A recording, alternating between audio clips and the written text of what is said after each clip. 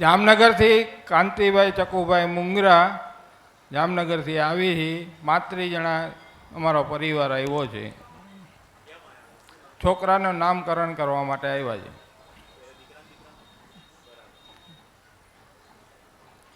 બોલો અમૃત બાપાની જય. બોલો અમૃત બાપાની મસાણી મેલડી માત કી જય.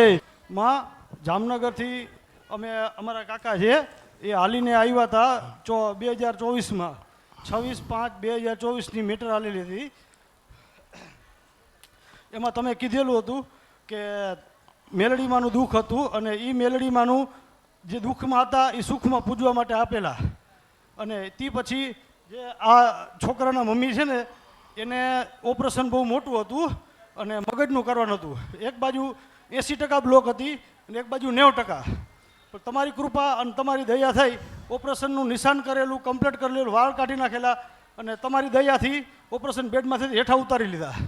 પછી કોઈ ડૉક્ટર બધાએ કીધેલું કે એને માં નહીં બને, પણ તમારા આશીર્વાદ હતા કે તારા દીકરાના ઘરે દીકરા જોઈને જવાનું છે. આજે એ સમય માળીએ તેથી કીધું હતું મેટરમાં, માએ કીધું હતું એ ટાઈમે. એ આજે એ સમય આવી ગયો અને જ્યાં બનાવ એવું માનો ચમત્કાર એવો કે જે ડૉક્ટર આપણે દેખાડવા ગયા 8.5 મહિને અને કીધું ડિલિવરી કરવી પડશે.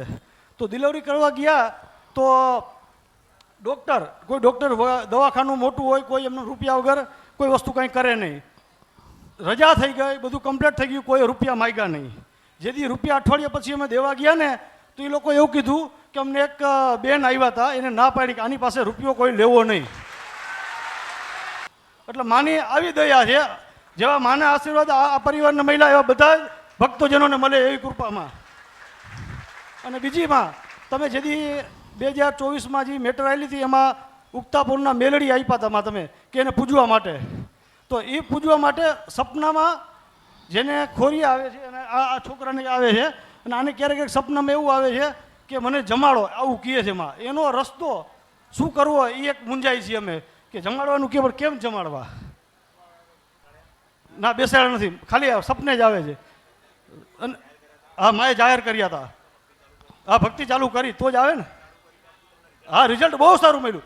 માં અહીંથી 6 મેટર આવેલી ને એટલે 6 મહિના બહુ કસોટી થઈ કે એમ કહો ને કે લોહીના પાણીએ રોવું પડે એવી કસોટી થઈ. પણ 6 મહિના પછી આજે ધીરે ધીરે બહુ સારું દિવસ છે. કોઈ ઘટતું નથી. ધીમે ધીમે બધું સારું થઈ ગયું.